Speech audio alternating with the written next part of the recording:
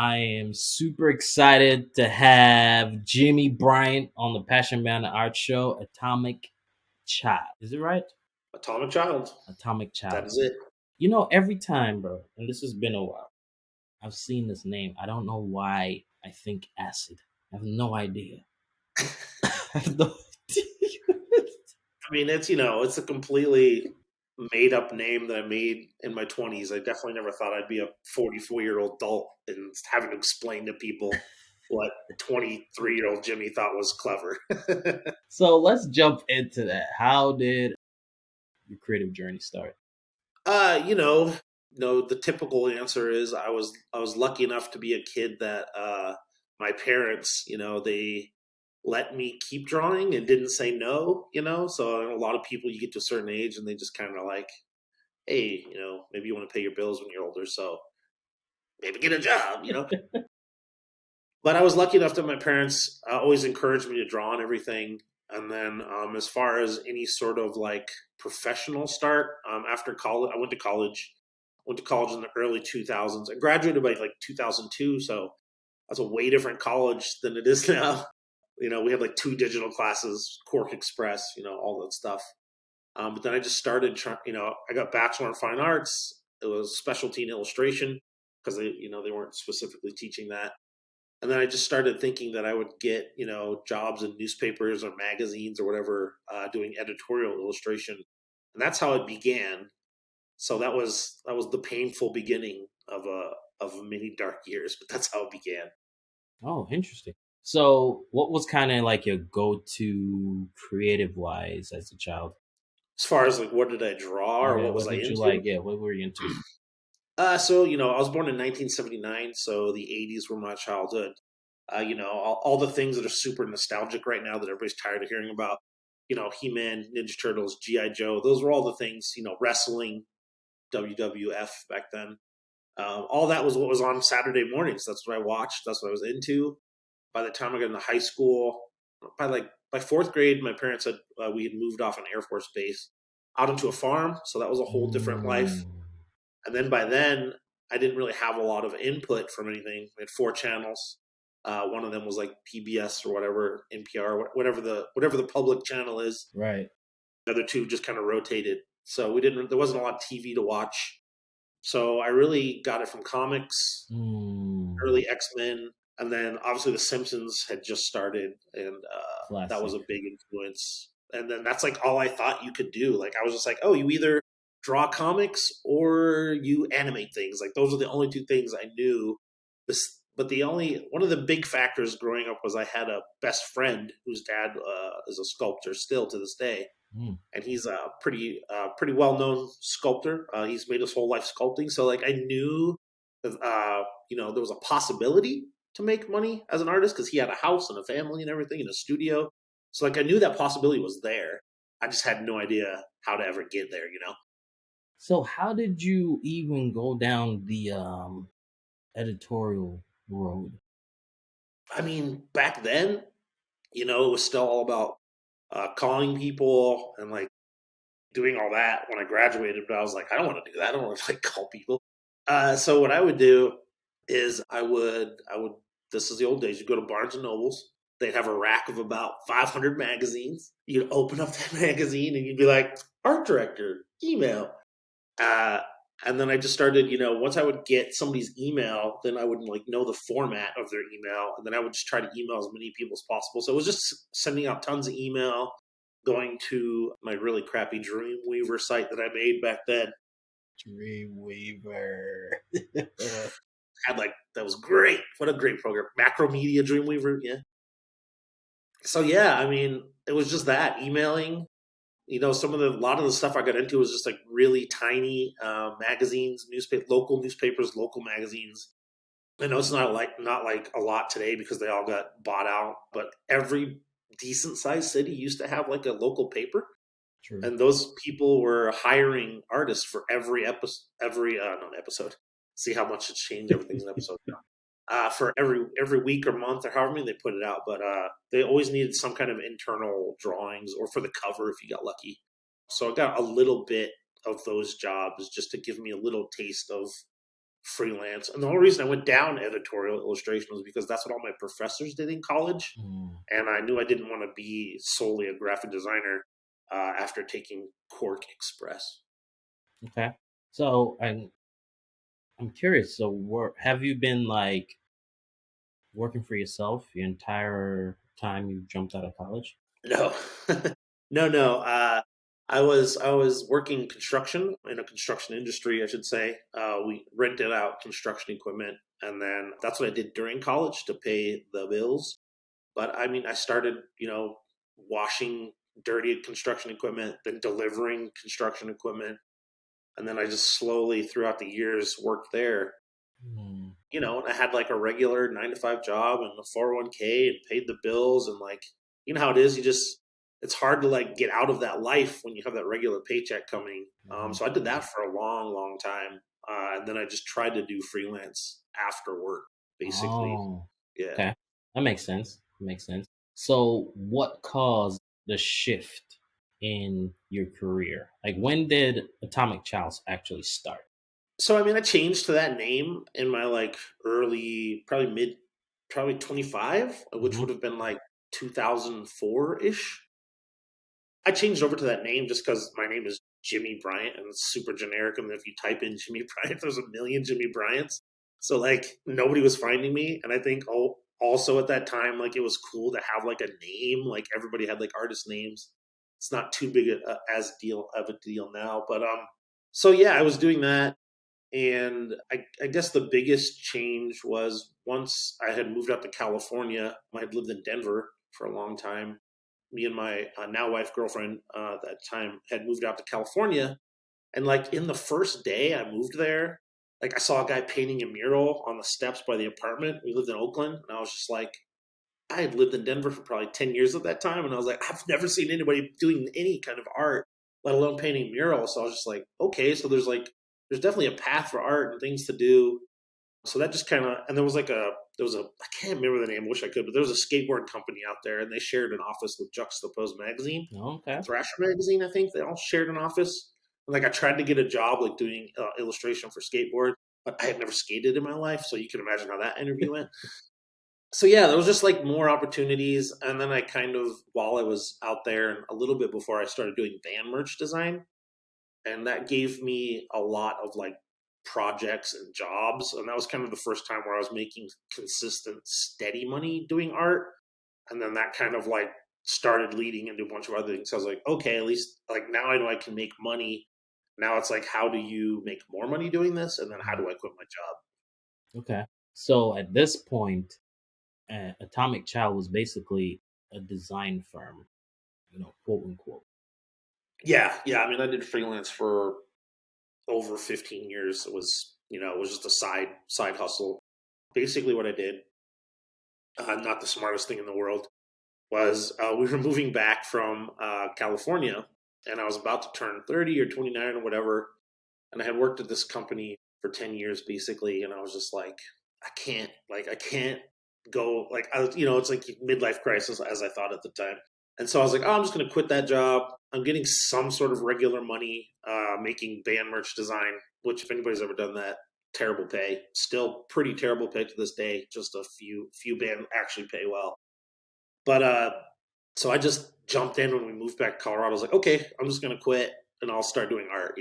That was my big plan. I didn't save money or nothing, and that went about as good as you could imagine. That was kind of a slow downturn of like being broke, breaking up with my girlfriend, moving in with my Mm. friends, and then being too broke to live with my friends, and then like the only other people who are gonna take care of me, my parents. I'm a 32-year-old man at this time, and they're like, well, I guess I'm moving back in with mom and dad because that's my last hope on this one.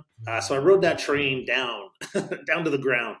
So I moved in with my parents, and I just started washing dishes at my buddy's restaurant back home, and that was what I was doing: was washing dishes and living with my parents. And then I wanted to move back to Denver, and my girlfriend at the time, my wife, was just like, "Hey, you got to get a job and pay the bills." Big request. Uh, so I was like, okay, I'm doing a little bit of band merch design, and I was like, I could probably find an easy dishwashing job there. So I just moved back and I started washing dishes down there to help like make sure I could cover rent. and then I actually went and got an art director job at a Mm, place. okay. So that was kind of the transition, like at 33, 34-ish, where I got like a job doing actual artwork, and I was no longer like, working quote unquote regular 9 to 5. Okay. So currently it is April 25th, 2023. How do you generate revenue now? Yeah. Currently, all revenue is generated through the sales of my own products with my own designs on them, through a multitude of different channels: online, wholesale, in person, and some freelance projects. I really don't take on any sort of art projects anymore, because after I realized that I could go to do markets on weekends and like make more or almost as much as I made in a whole month in one weekend selling my own products, I stopped doing artwork for other people because I was like, well, if I sell my artwork to other people, that's potential like money I could be selling my own stuff, and am I giving away like my number one selling designs and stuff? Like I have no idea what those are. So yeah, Mm. it's all generated through sales of products, and then the occasional freelance project, and then some. I have one royalty deal left, and that's pretty much it. So I just wanted to kind of like paint a picture of like where you've been to where you are now, which Yeah, is I mean, pretty darn from epic. yeah, I mean, from 32 to 42 was my biggest change. Like my phrase is like I was 32 broke and living at my parents' house. 42, owned my own business, have a wife and a kid, and I'm selling millions of dollars of products with my own stuff. So it's just like that 10-year gap. Obviously, it was more before that too, but you could have told me at 32 I'm sitting there in the basement at my parents' house that at 42 I'd be at that position. And obviously, I would have never believed that at So, all. I mean, I was washing dishes. so you could imagine like a person who's listening to this right now. You know what they're thinking. Yeah, Like, what did you do, Jimmy? Like, how did you make this flip? I put it all on red, and then it hit. No, I mean basically it's a slow, like my whole journey, and like anytime I talk about it, it's a slow build. I mean, I was struggling from 20 until basically 36, 37. But the big thing that changed my mind was just being able to make my own products and go out to a market on the weekends. And I think like my first one, I did like $500 to $800 that weekend. And for me, that was just extra money. And I was just like, I was like, people want to buy my art. Where previously before that, like I was in the design industry, and all I was trying to get was like affirmation from other designers. And I wasn't the best, and I'm definitely not the best, but like I wasn't getting any feedback. And like I was like, designers don't like my stuff. So I was like, obviously Mm, people hate my artwork.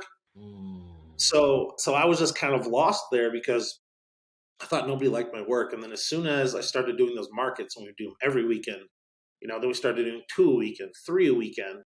And then that's when I was really able to see that there was a market for my artwork on products, and there Mm. was a way to like change my whole life doing that. So how are you picking these markets? Because the reason why I asked this is I'm coming from that early 2000 Johnny Cupcakes, Benny Gold, MTs, all of that stuff, and Yeah, everybody I was was. part of it. We said I was too. I remember glimpsing Anderson around that time. I probably even glimpsed you and didn't even realize Blue because it was just a, Dreams. yeah, that was Blue Dreams, exactly. That was such a like a huge and cool, like I almost cried when MTs died. Yeah, Um me too. That's where I was getting all my business. but I say that to say like I've done markets and I wasn't doing that. But I also know that I wasn't choosing the right market to go to. I was just picking any and every. How did you decide like the right place to go sell your stuff? So exactly what you said. The first year I was just Googling and I was doing anything and everything. I mean, I had no idea. I didn't know what markets would sell. Like, I mean, luckily I live in Denver, Colorado, where there's a million different types of markets. Like, there's art festivals, there's beer festivals, there's quote unquote farmers markets, which these days aren't really farmers markets where they're selling products. They're not selling produce, but they're selling products and stuff. Mhm. So I just did one. I can't remember how I found out about it, to be honest. It was called Jackalope Art Fair. Okay. And then as soon as you do one, like obviously there's a building full of your peers there that are doing the same thing. So like you're like, hey, what are you doing next? And so you kind of start to hear through the grapevine of these different shows. And obviously, like, not every show is good. I always just say if that's a path you want to go down, you probably have to do 5 to 10 because you're gonna have ones that suck.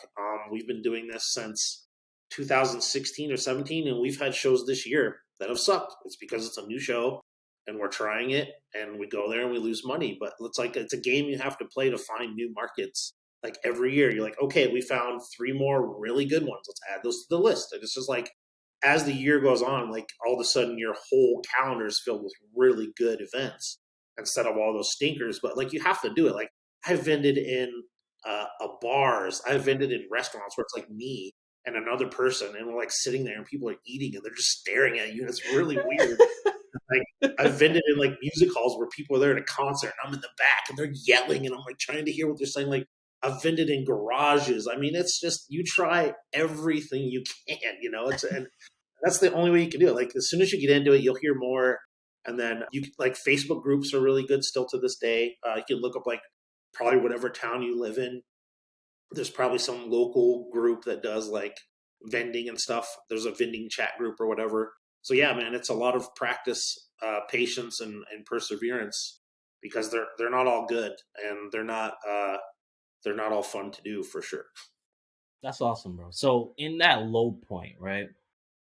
Who would you say was kind of like, the person that kind of held you down, or persons? What kept you together to kind of like push through in that low point? I think obviously like my parents were all awesome because they had a 32-year-old son that for all outside you know Mm, I looked I was I was a loser at that time if you wanted to count by what society judges a person by. So like obviously they believed in me and like gave me that opportunity, but really it was just like what else am I good at? Like, like like what, what am I going to get paid more than just like a 9 to 5 to do? And like, what is the mm, skill that I have? I don't know why I was so stubborn about it. Like I said, I'm not doing anything like amazing as far as the artwork. I just didn't know what else I was ever going to do that was going to lead me to any kind of a success outside of the normal jobs that I had taken, and those jobs were construction or washing dishes. So like obviously the regular world was like you're good for these two things and that's it. So yeah, it mm, was just I was really stubborn and I get that from my family. But it was just like, what else am I going to do? I stopped talking about doing art because I just got tired of explaining to people like I was washing dishes like for $10 an hour. So like people are like, "What are you doing?" I'm like, I'm washing dishes." I didn't even talk about art because I just got tired of like defending it. But yeah, it was just like being real stubborn and just I didn't know what else to do, and I had to draw every day, and I just couldn't stop creating. I knew it had to mm. happen. And I definitely like the little, every little step in success gave me more fuel to like, okay, if I can do this and I can just quit my job one day a week, and then maybe I can do 2 days, then maybe I can quit it, the whole way through. And it was just a slow, gradual grind. But yeah, man, living at your parents' house at 32, being broke and washing dishes at your buddy restaurant is not a fun place to be in. And I also like broke my arm when I was there because I was helping my dad put a roof on the house. So I like broke my right arm, have a plate in there. So that was the hand I used to draw. So yeah, it was just an added bonus. It's just insane to me though, because I think what happens a lot of times is someone sees Atomic Child, they see Atomic Child, and see how big it is, all that's going on. It looks sick, it looks cool, and they jump in and they want your results when the minute they jump in, not knowing like what you had to go through to even get to right here, the Yeah, perseverance. I feel like I feel like that's everybody with success. Like even probably some of the most successful people, like there's 10, 25, 8 years of really not a lot of fun, not a lot of people thinking you're gonna make it, like people Hmm. questioning you. Like, what are you doing with your life? Like, you're an adult and I was in my 30s, it's making less than $50,000, and like, you know, that can sound like a lot until you're an adult, and then, uh, cars, Like, house, where did it go? yeah. Especially, I mean, this was 15 years ago, so now it's even harder, just depending where you live. But Right. yeah, it's definitely nobody wants to hear. I mean, that's when I talk. Like, I just try to talk about the before times, because like obviously there's a whole different talk I could do now about success and running a business, but it's like what what are people going to connect with? Everybody has that period if they're not in it now, or if they've just decided to move on to a different career. But everybody has that period of where it just sucks, and you're like, why am I doing this? Nobody likes me. Nobody likes my work. I get no attention. I get no likes. Nobody cares. Like, yeah, man. I mean, that's everybody. I think everybody has that in them. I think that matters though, in just in anything in life. So me and my wife, we're part of like this. We help lead like a marriage group, right? Hmm. And it matters to hear that other people are going through the same thing that you're going through. So even with you saying this, like someone hearing it's like, oh, okay, it's not just me, or it wasn't just me that went through this. You know what I mean? Yeah, no, for sure. I feel like maybe with social media now, that's a little easier to find that story, but it's also harder because everybody usually posts their grand slam home runs. Nobody's like, I had to sit this game out because I missed the bus or whatever. Yeah, for sure. I think growing up and just even in my 20s, like there wasn't, social media there wasn't any social media, first of all. Yeah. But it was just like there was no way to connect with anybody on like the hard part of the career, and like I said, it was all just home runs. You're like, oh, that guy is on the New Yorker, or this person's done Yeah. this with this. So when people talk, and a lot of people don't do this anymore, but almost every kind of a talk back then was a portfolio review. They were just Yeah. basically like, here's my best stuff that I've done for the last decade. Go out there and do it, kids. You're just like, how foreign is that to like a 20-year-old kid who's just getting out of college? You're like, what? Like, I'm gonna have a book and then cover the New Yorker, and yeah, it was just completely unreachable and unattainable. And it's crazy, even at that time. That's a good thing about social media. You'll catch someone when they're at their midpoint, Yeah, or you know what I mean, or right about to hit that skyrocket. yeah, Back then, it was even worse. You're seeing these people when they've already become either mainstream or pretty darn close to being mainstream, which is a whole nother level. yeah. There was definitely no in between. It was just like when you saw somebody, they were the top of the game, and they were in a book already, and you're like, I can't even draw a hand. Like it's just like, what do you do? It's Still so can't really true. draw hands, but It's listen, one of my I don't like drawing hands. It's the one of the hardest because most we see them like every day. So you're like, I know what a hand is. it's annoying actually. All right, so that basically you're saying that, of course, it's clear you had some struggles, but there was no fear that Jimmy had to overcome. Fear. I mean, obviously not like fear for my life or something like that. Actual fears that people in this world have to live through. But if you want to talk about design fears, woo. Yeah, I mean, there was plenty of like at being a 30-year-old adult and like thinking, there was all that stuff, but I just didn't let it overwhelm me. Obviously, I had like dreams about like, oh, if I started a brand and I reached a certain point, like my whole life would be different and all that stuff. And I think the one of the biggest things I probably learned was that every milestone that I like had in my mind, where like I would be like, oh, if I hit this thing, Hmm. I reach this level and my life will change. Whereas every one time I've hit one of those, my life hasn't changed, and it's just the same. And you're like, I guess I just got to keep going. Like, what, like, Right. It's um, true. It's 'cause, like, true. especially when I worked in band merch, I learned that a lot. Like, I worked for every big band you could think of, name, and uh, you know, all that ever led to me was more work that nobody knew about. Nobody knew who I was. I mean, I did posters for like the Grateful Dead for their final tour, and they sold who knows how many thousands and hundreds of thousands. Whatever they sold, and I got paid Insane amount. $500. $500. Got a box of them up in the thing still because I don't know what to do. Oh, oh Yeah, my gosh. yeah, That's real right there, boy. That's yeah. I real. mean, it never stops. You reach these things, and I mean, I guess maybe it reaches some point where you have maybe millions of dollars. I don't know. I've never been there, but I would assume, uh, as people probably listen to this as a creatives, like you look at stuff and you're just like maybe a month or a day or 10 seconds. You're like, that's terrible. I got to do something. Like it's just a never ending pursuit. Especially as creatives, like you look at your work for long enough. After a while, you're like, Yeah. okay, I got Well, to that's the tweak weird this. I part got to about a change this. brand too, is like as it gets more successful, like this is a design I did in 2016 or 17, and it's a Mm, really successful design. I like it, but like I've had to stare at this thing now for like 8 years or five or whatever it is, and like normally you never have to do that. So that's another weird part too. hmm Yeah. So how do you kind of, and you still just kind of ride with it because it's successful? Yeah, I'm all like, I think a lot of brands like they're seasonal, so they're like new season, new season, new season. Put new Hmm stuff out, which would do that a little bit.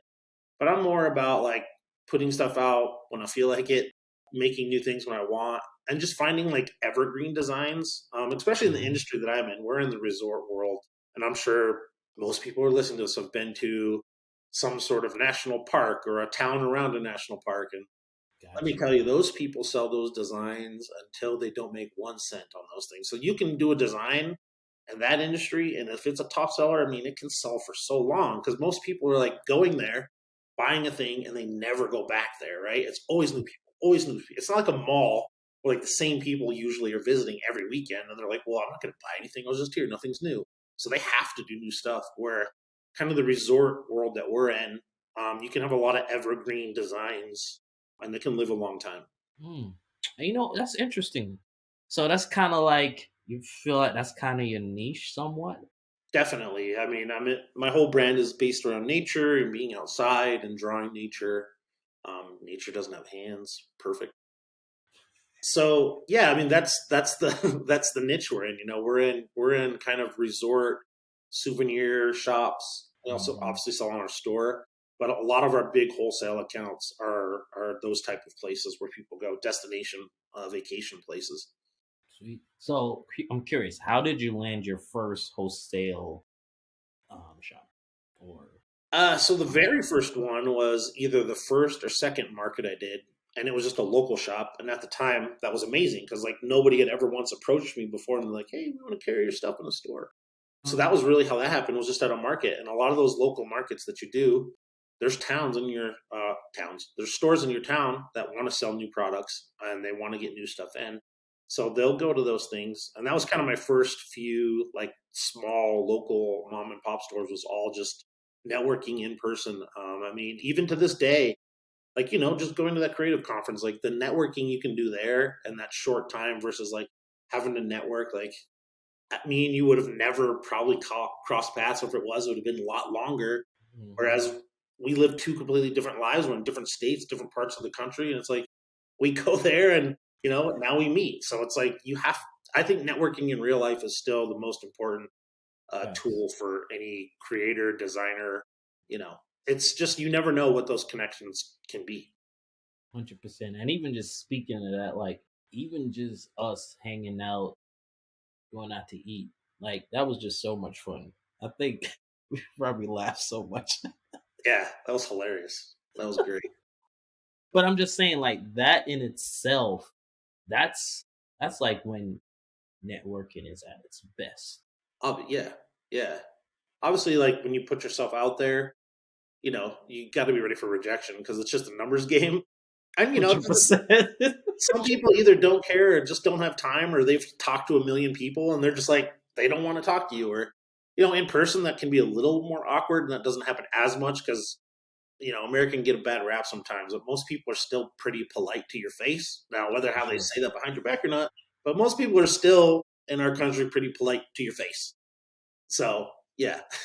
No, that's true. Like, and even with the whole, I love that you brought up the whole rejection deal. I think people see a person like you talk about networking, a person like me, and but like we go through these rejections, But it's just like you just brush your shoulder off and look for the next person that's willing to say, "Hey, what's up?" Yeah, and I think too with rejection, it's like anything. The first 10 times, you're like, it's super like personal, and you're like, oh, but like once you've been rejected 30 times, you're just kind of like, whatever, like it's just. I mean, I've done so many markets, and like people have said such wild stuff to my face, not knowing that I'm the person who draws it or that I'm the business owner. But now I'm just like, whatever. Like, I've heard it all. Like I've had people walk up to me and be like, "Who draws this stuff, and why would anybody buy it?" And like. I've had people like flip me off because I didn't give them like a paper bag or something. Like I've had everything happen in those markets. So now I'm just like, whatever. Okay, it's not me. What can I do? That's true. I love that. I love that. All right, so let's get some fun questions. What's that thing you can't live without? That's not your phone. My computer, I guess. Besides my family. Besides my family. You gotta get the politically correct answer. Computer, sugar. Sugar, I love that. I'll take that. I love that because that's what I'm looking for. I'm looking for those odd answers. I've heard blankets. I've heard like a record player, like Hark Rattle. I remember when I had him on the podcast. He was like, "There's one thing he can't live without his record player." Yeah, I mean, food addiction for sure. Love food. Kind of good car ride that takes way too long, and you didn't have to drive in the car, and then you drive around. And then are you a big road trip person? I haven't done really too many road trips. If I'm not having to drive, yes, I hate driving. I just I hate driving so much. I can't wait for self-driving cars. But yeah, I mean, we did like a really cool road trip. Like right when I graduated college, we drove up to the Pacific Northwest, and that was really awesome. I mean, road trip's all about the people you're with, right? Unless you want to go by yourself like a maniac. No, thank you. We're a big road trip people. We like renovated a van and all the whole thing. Oh, nice. Yeah, we've driven the furthest we've driven is, as you know, we're like southeast. We've driven to Utah. Oh, okay, that's a drive. Which took forever. But it was an adventure indeed. But yeah, we do enjoy road trips. For sure. I just feel like your brand just makes you come off as a road trip person. Yeah, I mean, I love the outdoors and all that, but like as soon as I started doing this, I don't go outside hardly ever now. Like, like I come to work, I'm doing this. I do events and stuff, but I don't get a lot of personal, especially with like a 2-year-old. Like, I don't get to do a lot of the camping and hiking and stuff that I used to for sure. Okay, sweet.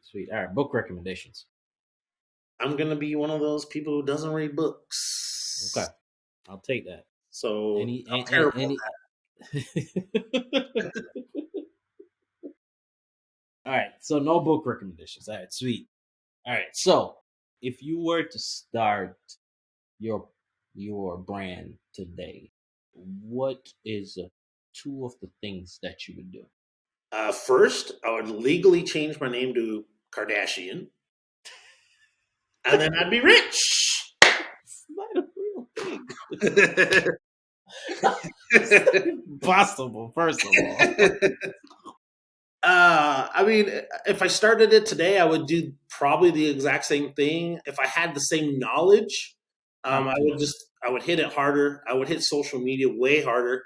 I, like most people, for the first maybe 5-8 years of using Instagram, when it was kind of the be all end all, used it as a personal blog.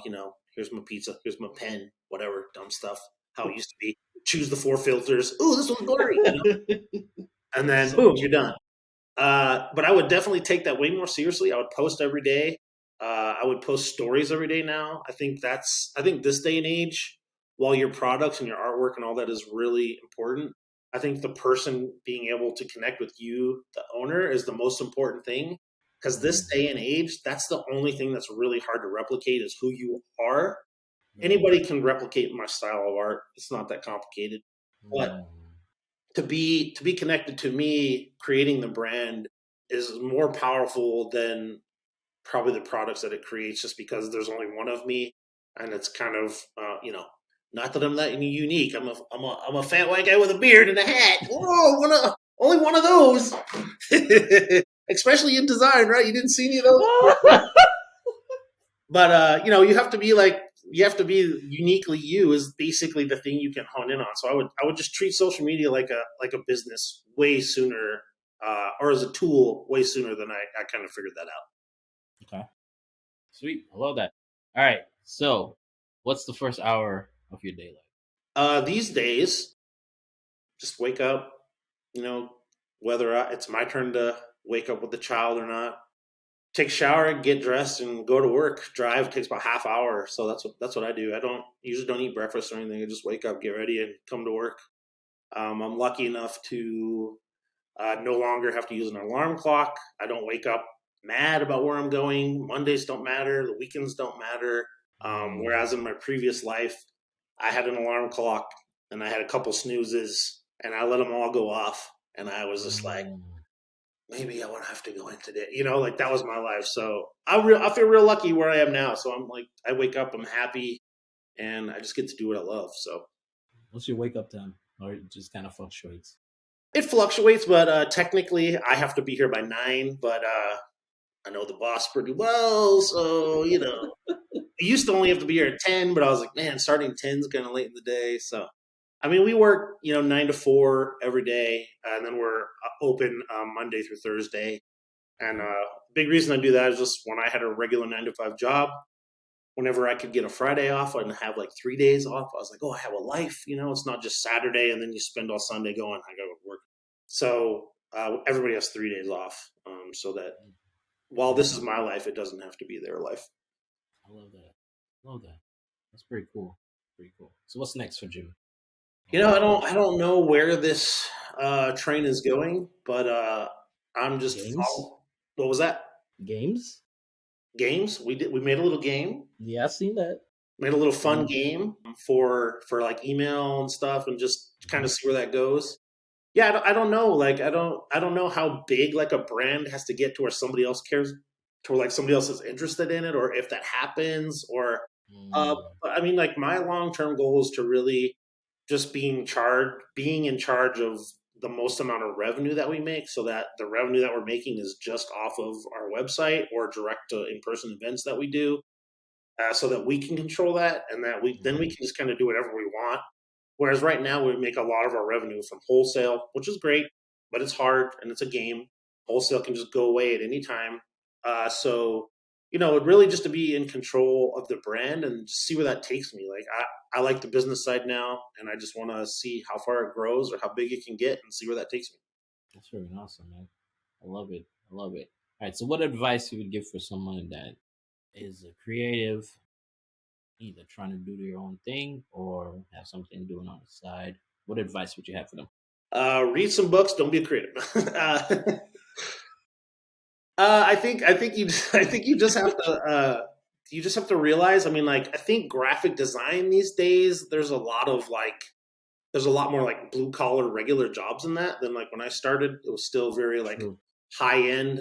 So there's a lot of like jobs out there for that. They're not fun or anything, but there's a lot of jobs to have in that. I just think like don't be afraid to take one of those jobs that sucks, even if it's just like laying out signs at a print shop. Like you're gonna learn so much there, and you're going to learn more at that job than you learned in school, and like that'll teach you like you either like that or you don't like that. Hmm. So get out there in the real world. It's going to take time. 1% or less of us create something and it takes off right away and we're super successful the rest of our life. The rest of us regular people, it's a long journey. It sucks. It's hard, but if you love something, you're gonna ride it out. So just be consistent. If you want to sell products, go sell locally, be consistent, post on social media, start small, don't jump into a lot of debt. I love Yeah. that. I Yeah. love I that. did that a Don't few jump times. into a lot of debt. Same. Me too. Me too. I got a $4,000 credit card. The first time I was like, print them Yes. all, I'm going to sell them. And Didn't sell then them. womp womp. Didn't sell And them all. like just to have a real conversation, like that's what kind of like just killed my spirit earlier on. Around that time, like I was in New York, and like it was just easier to sell products in New York, Yeah. especially in like 2007, 2008. It was just so easy. I moved to Georgia, and everything was just so spread out. Didn't have a great network. I didn't grow up in Georgia, Yeah. Yeah. and the inventory was just sitting on the shelves, and I was just like, all right. Yeah. And then, like, your friends and family buy everything, and then you're like, well, now Still it's only have. people I don't know. So it's just kind of it's I definitely learned a lot, you know what I mean? And but it was definitely one of the things that if I was to do again, I would really not romanticize with a lot of this. Yeah, I mean, there's so many things that look great on the outside, but when you start doing it, like now, it's so easy. Like at least to start, not to grow and be Hmm. successful, but to start and To just like start for sure. starting like without inventory, you can do now with like Hmm. apps on Shopify and stuff. You can have like either one of us could start a new store in 10 minutes. But the whole thing is we wouldn't have an audience to send them to, and then Hmm. it's just like everything else. So Yeah, growing the for sure. audience is the most important thing. Audience, fans, followers, friends, whatever whatever word you want to choose for customer. It's all about growing that, being sincere, and trying to grow that audience sincerely so that they'll follow you, forever. What there's like some saying about if you can get to like 1,000 loyal fans that'll like buy your Hmm. stuff whenever you drop it, then you've kind of have made it to the point where they'll at least pay for your, a normal life. Love that. Sweet. So where can people go to find you and learn more about you? The biggest thing these days is we're trying to grow our YouTube and let people know that we have one that's like documenting our full journey. So let's just go to YouTube, type in Atomic Child, and we'll come up and just subscribe. The first video on there is me, 5 or 6 years ago, sitting in that little apartment room where I started this whole Love thing, that. and it's just like a 35-second video on my iPhone or whatever, and I'm like, I'm gonna start a blog about the creative journey, and so it's like that's the first video, so you can see that, and then you can kind of see the whole story through there. That's cool, man. I love that. That's so cool. Love a lot of what you're doing. Love your story. Thank you, dude. It's just it's just a great testament of just perseverance, Yeah, which I patience think is and like such a perseverance, my valuable friends. thing in doing anything. Perseverance is just a valuable thing. Yeah, it's hard, Yeah. Everything in society will go against that idea Hmm. if you're chasing something and you're not super successful. So you do have to persevere through all that. Dude, this has been awesome. I'm so glad you came on, man. It's been Thank you so long much, man. overdue. I'm Yeah, for I'm, sure.